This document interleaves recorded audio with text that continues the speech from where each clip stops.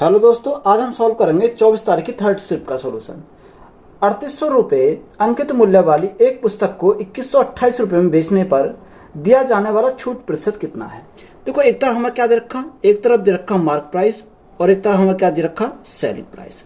तो mark price हमारा कितना, मार्क प्राइस हमारा 3800 रुपये है और सेलिंग प्राइस हमारा 2128 रुपये है। कितना, 2128 रुपये हमारा क्या है, सेलिंग प्राइस है। तो अगर हम 19 से काटें तो 19 दूनी 38 कितनी बार जाएगा, 200 बार चला जाएगा। और 19 से काटें, 19 से कम 19, 2 बचा, 19 से कम 19, 19 दूनी 38 कितनी बार, 112 बार। अगर हम इसको काटें 2 से काटें, 2 एकम 2, 0, 2 से काटेंगे तो 2 पंजे 10 और 2 छिक्का 12, यानी 100 की वस्तु कितने में बेची, 56 में बेची। तो यहाँ से डिस्काउंट कितने का दिया, डिस्काउंट दिया हमारा 44 का। कितने का, तो डायरेक्ट हमारा कितना आ गया, डिस्काउंट परसेंट बराबर हमारा कितना आ गया, 44%। तो यही हमारा क्या हो जाएगा, राइट आंसर हो जाएगा। एक घनाभ की लंबाई और चौड़ाई क्रम से 50% और 20% बढ़ाई जाती है। यदि इसकी ऊंचाई 30% कम कर दी जाती है तो घनाभ के आयतन में कितने प्रतिशत की वृद्धि होगी। देखो, घनाभ की लंबाई में 50% की, यानी अगर लंबाई की बात करें तो लंबाई कितने का, 50% तो बढ़ाई जाती है, यानी 50% का समान 1/2, यानी 2 से कितनी कर दी जाती है, 2 से कर दी जाती है 3। चौड़ाई में 20%, यानी कि चौड़ाई में कितना, 20%, तो 20% का समान 1/5, यानी 5 से कितनी कर दी जाती है, 5 से कर दी जाती है 6।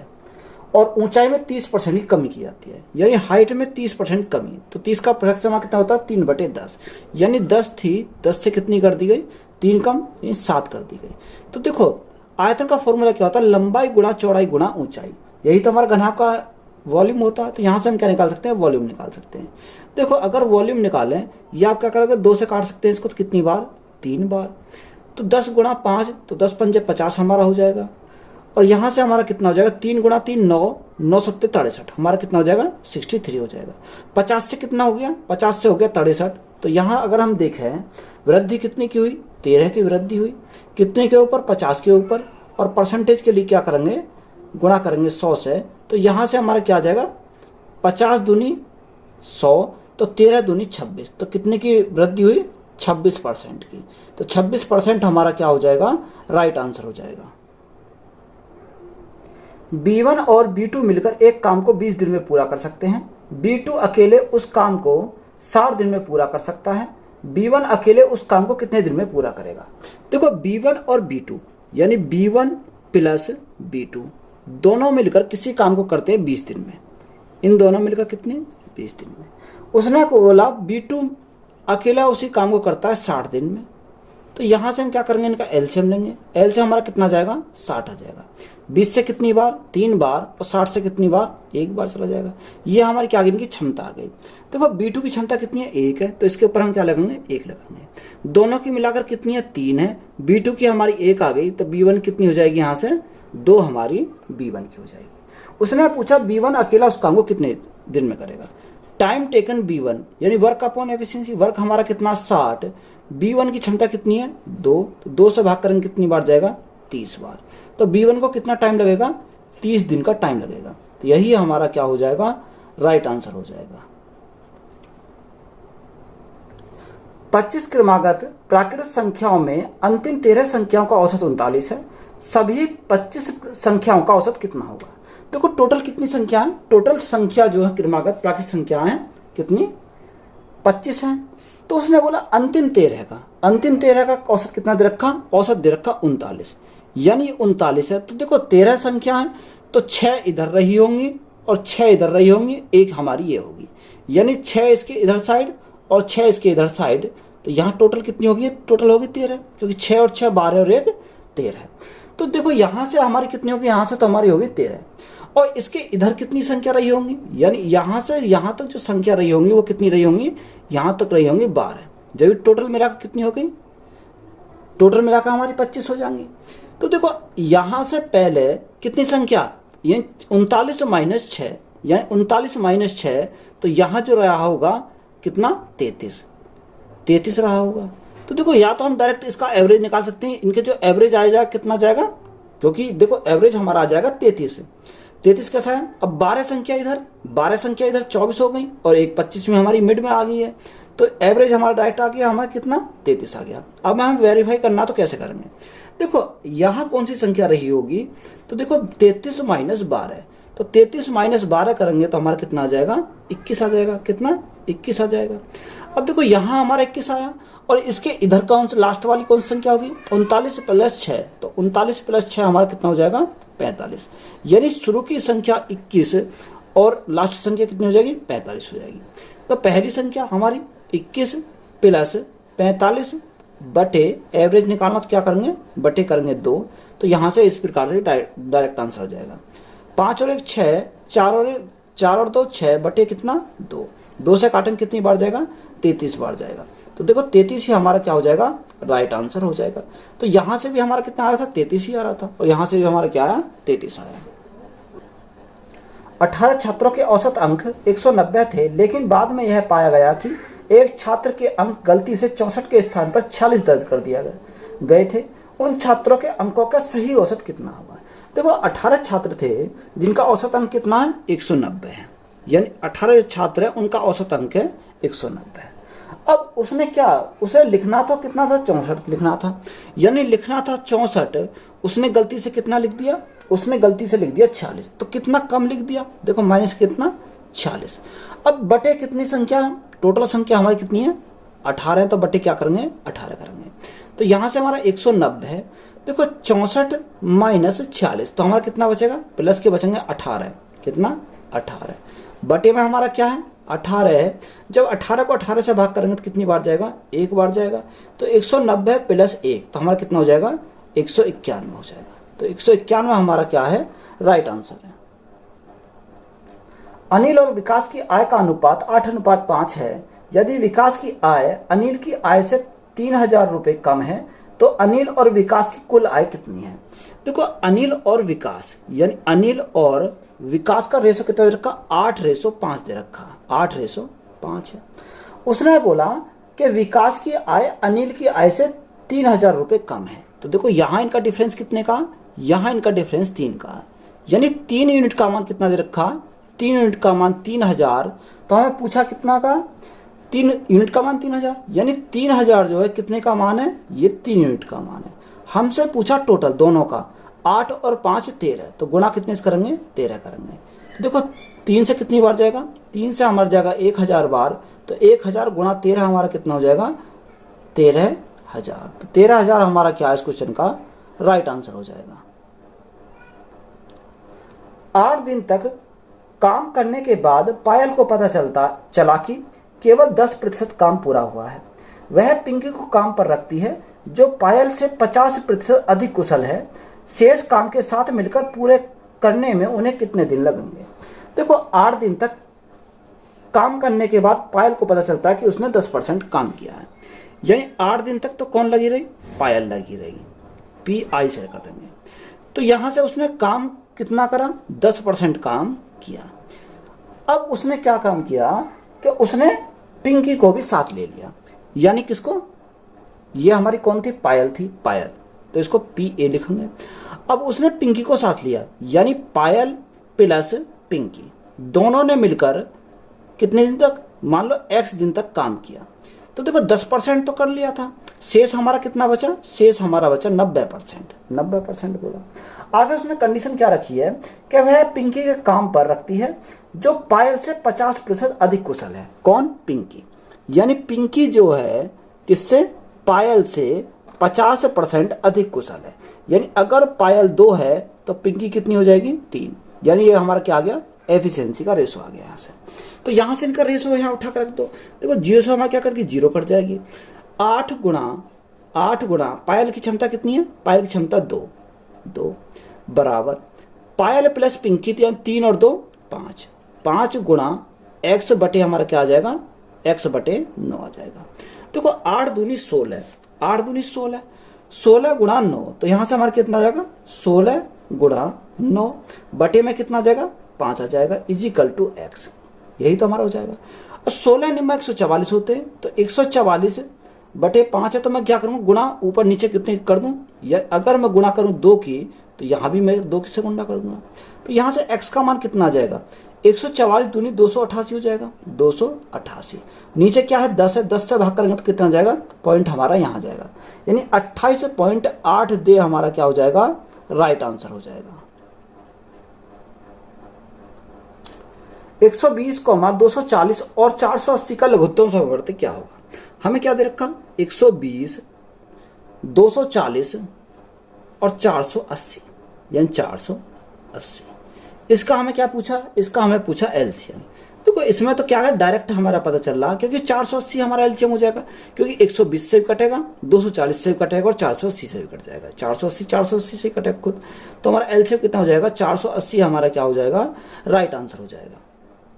2/1 गुणा 3 प्लस 2/3 गुणा 5 प्लस 2/5 गुणा 7 डैश डैश प्लस 2/45 गुणा 47, ये हमारा दे रखा। देखो 2/1 गुणा 3 को मैं क्या लिख सकता हूं, इसको मैं लिख सकता हूं 1/1 माइनस 1/3, 1/3।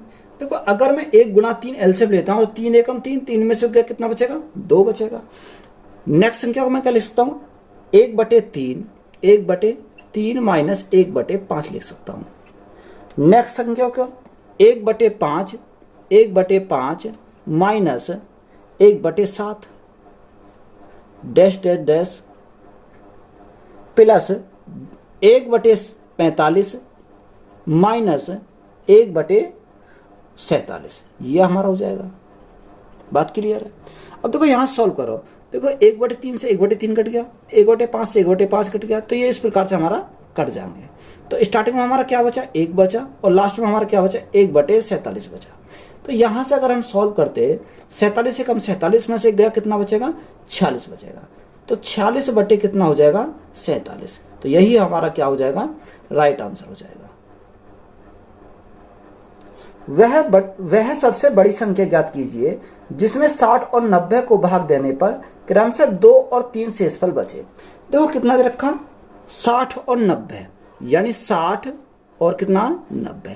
देखो शेषफल क्या अलग अलग बच रहे हैं, यानी इसमें शेष कितना बच रहा, 2 बच रहा, और इसमें शेष कितना बच रहा, 3 बच रहा। तो हमें क्या करना, इनमें से घटाना पड़ेगा। 60 माइनस 2 तो हमारा कितना, 58 आ जाएगा, और 90 माइनस 3 तो 90 माइनस 3 तो हमारा कितना आ जाएगा, 87 हो जाएगा।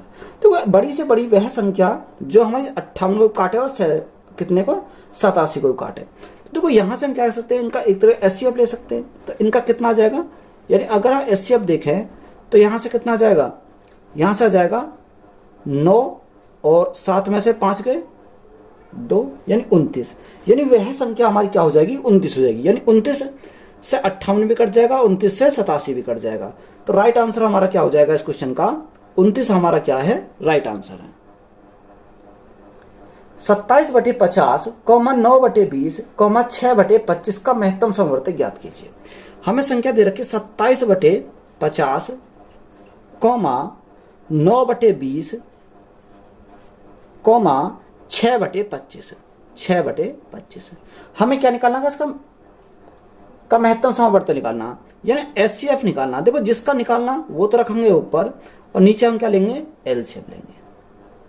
तो यहां से देखो 27, 9 और 6, 27, 9 और 6 का एचसीएफ कितना आ जाएगा, यानी 3 आ जाएगा। 3 ऐसी संख्या है जो 6 को काटेगी, 9 को काटेगी और 27 को काटेगी। तो एचसीएफ हमारा कितना हो गया, यहां से 3 हो जाएगा। एलसीएम कितना हो जाएगा, 50, 20 और 25 का एलसीएम कितना हो जाएगा, 100। तो 3/100 हमारा क्या हो जाएगा, राइट आंसर हो जाएगा। एक वस्तु का अंकित मूल्य उसके क्रिया मूल्य का 250% है। यदि वस्तु पर 50% की छूट दी जाती है तो लाभ प्रतिशत कितना होगा। देखो उसने हमें क्या बोला कि अंकित मूल्य उसके क्रिया मूल्य का 250% है। तो देखो क्रिया मूल्य यानी कॉस्ट प्राइस की अगर हम बात करें तो कॉस्ट प्राइस कितना, 100, और सेलिंग प्राइस हमारा कितना है, सेलिंग प्राइस हमारा 250, सॉरी मार्क प्राइस हमारा कितना है, मार्क प्राइस हमारा 250 दे रखा, कितना, 250, यही तो दे रखा। अब देखो उसने हमें बोला कि यदि वस्तु पर 50% की छूट दी जाए, यानी 250 पर अगर 50% की छूट दी जाए तो 50% का फ्रैक्शन कितना, 1/2, यानी कितना, 1/2 की क्या कर दिया, छूट। तो जब 1/2 250 का 1/2 करेंगे तो हमारा 125 आ जाएगा। तो 250 माइनस 125, तो हमारा कितना बचेगा? 125 बचेगा। ये हमारा क्या आया? सेलिंग प्राइस आया। तो हमसे क्या पूछा? लाभ परसेंट पूछा, यानी 100 की वस्तु को कितने में बेचेगा? बेचा 125 में, तो यहां से प्रॉफिट कितने का हुआ? प्रॉफिट हुआ 25% का। देखो 25/100 करेंगे, 100 से 100 कैंसिल हो जाएगा, तो डायरेक्ट क्या लिखेंगे? प्रॉफिट हमें कितने का हुआ? 25%। तो यही हमारा क्या हो जाएगा? राइट आंसर हो जाएगा। यदि x अनुपात y बराबर 3:5 और z अनुपात w बराबर 2x अनुपात 5y है, तो x z अनुपात y w का मान कितना होगा? देखो x अनुपात को हम ऐसे लिखते हैं, x/y बराबर कितना है? 3/5 लिख सकते हैं। यानी x का मान हमारा 3 है और y का मान हमारा कितना? 5 है। तो यहां से देखो z और w का रेशो पहले निकालेंगे, z और w। तो ZW का कितना हो जाएगा? यहां से 2 गुणा x का मान कितना? x का मान 3, तो कितना हो जाएगा? 3 दूनी 6 हो जाएगा। और 5 गुणा y का मान कितना? 5, तो 5 गुणा 5 हमारा कितना हो जाएगा? 25 हो जाएगा। यानी x का मान 6 और w का मान हमारा 25 हो जाएगा। हमें मान किसका निकालना? XZ। ये देखो x कितना? x हमारा 3 है और z हमारा कितना आया? z हमारा 6 है। अनुपात y का मान कितना? 5 गुणा w का मान कितना? 25 आया। तो यहां से हम क्या करेंगे? इसको सिंपली सॉल्व करेंगे। तो 6 गुणा 3 हमारा कितना हो जाएगा? 18 हो जाएगा और 25 गुणा 5 हमारा कितना हो जाएगा? 125 हो जाएगा। तो रेशो कितना आ जाएगा? 18:125। तो यही हमारा क्या हो जाएगा? राइट आंसर है। कोई मूलधन चक्रवर्ती ब्याज की एक निश्चित दर वार्षिक रूप से संयोजित पर उधार दिया जाता है।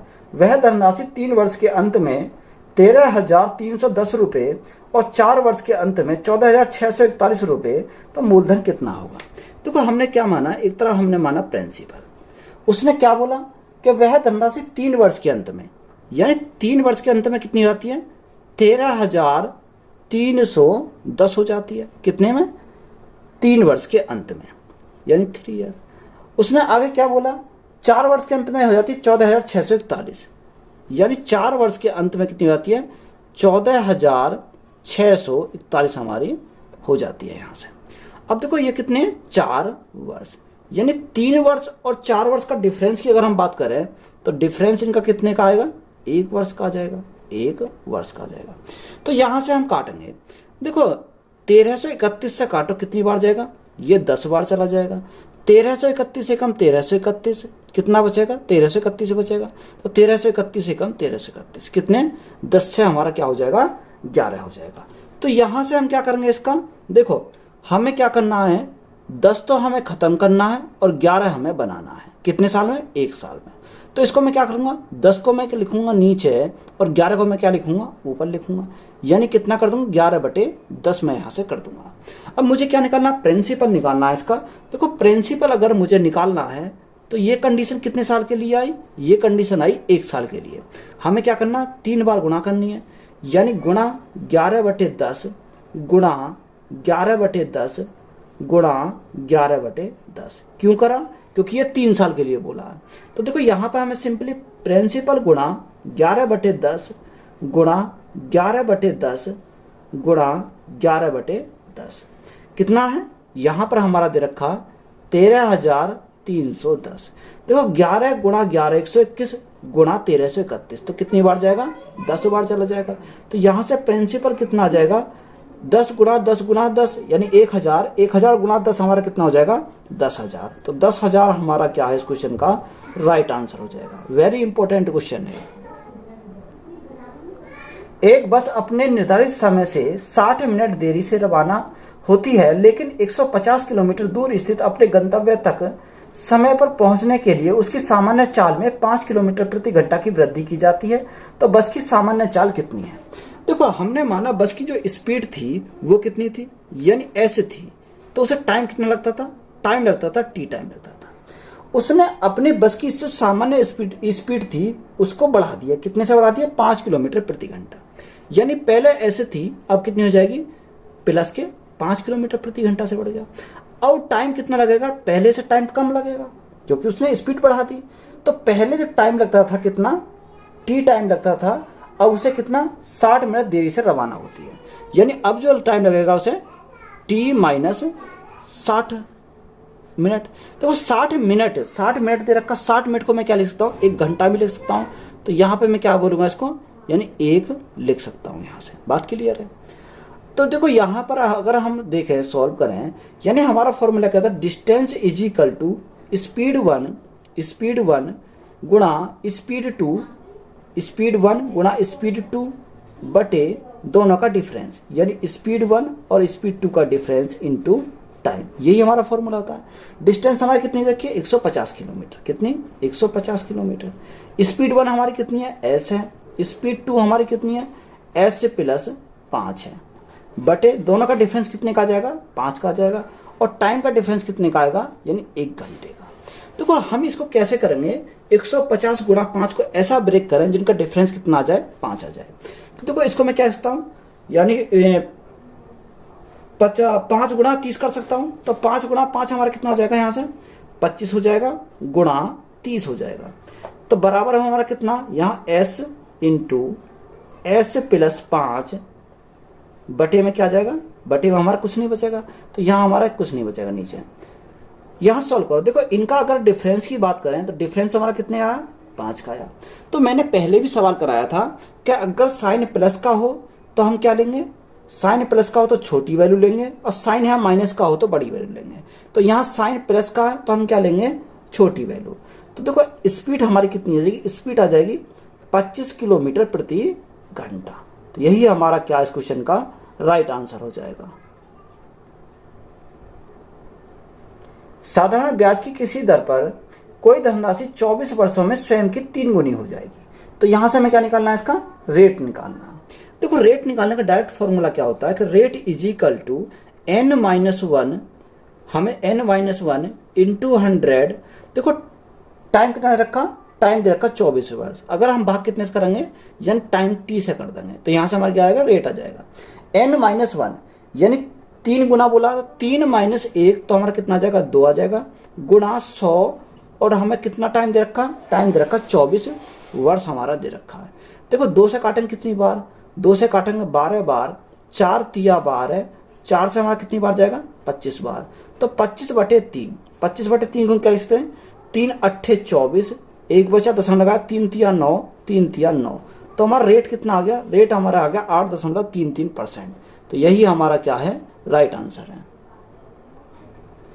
1 किलोग्राम टमाटर के मूल्य में 120% की वृद्धि हुई और वृद्धि 720 रुपए की है, तो प्रति किलोग्राम टमाटर का नया मूल्य कितना होगा। देखो हमने जो माना, यानी ओल्ड प्राइस कितना माना, ओल्ड प्राइस मैंने माना 100 था।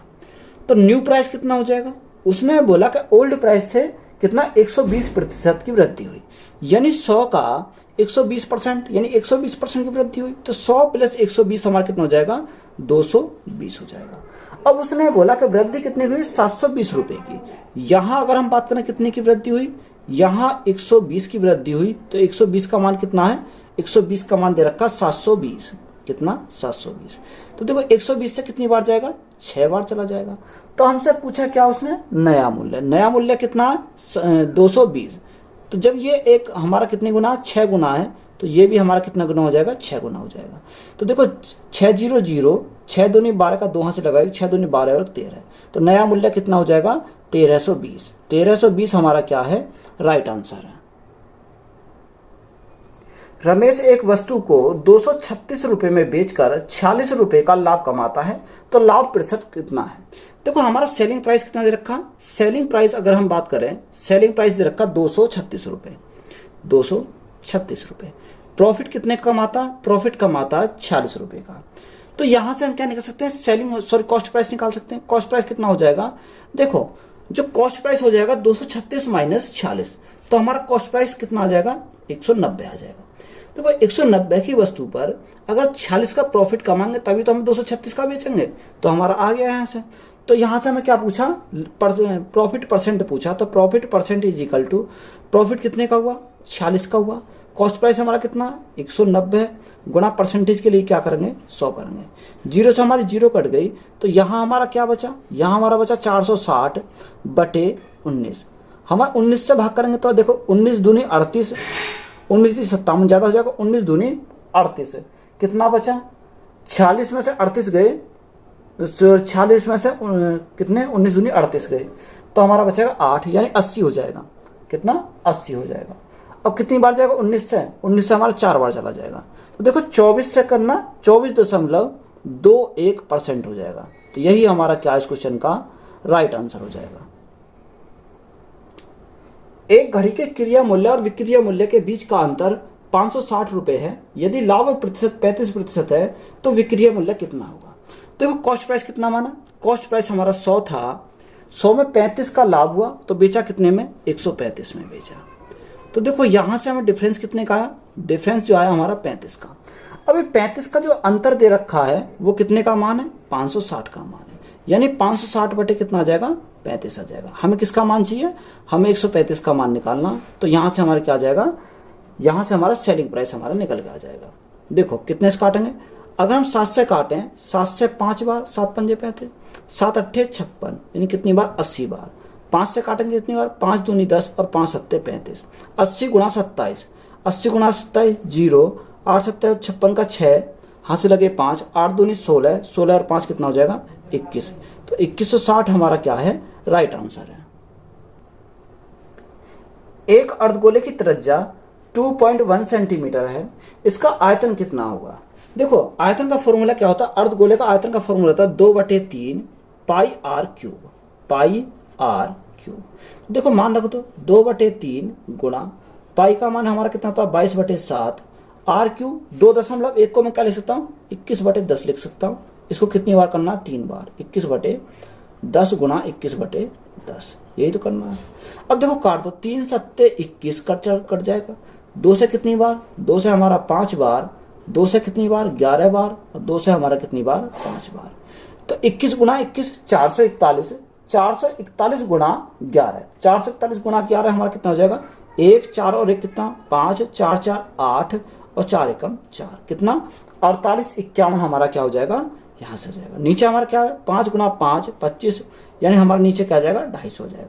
देखो हम क्या करेंगे, अगर मैं गुणा कर दूं 4 से नीचे तो ऊपर से मैं 4 से गुणा करूंगा, नीचे हमारा क्या हो जाएगा, 1000 हो जाएगा।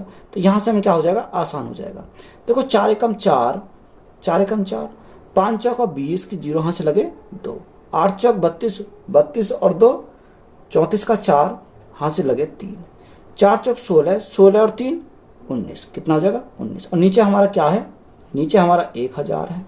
तो देखो जब 1000 से भाग करेंगे तो हमारा कितना आ जाएगा, जब 1000 से भाग करेंगे तो हमारा यहाँ आ जाएगा 19.4, यहाँ तक रख दो 19.4 सेंटीमीटर क्यूब, सेंटीमीटर क्यूब। तो यही हमारा क्या हो जाएगा, राइट आंसर हो जाएगा। तो वीडियो अच्छी लगी है तो वीडियो को अपने दोस्तों में शेयर करें, चैनल को ज़्यादा से ज़्यादा सब्सक्राइब करें। धन्यवाद।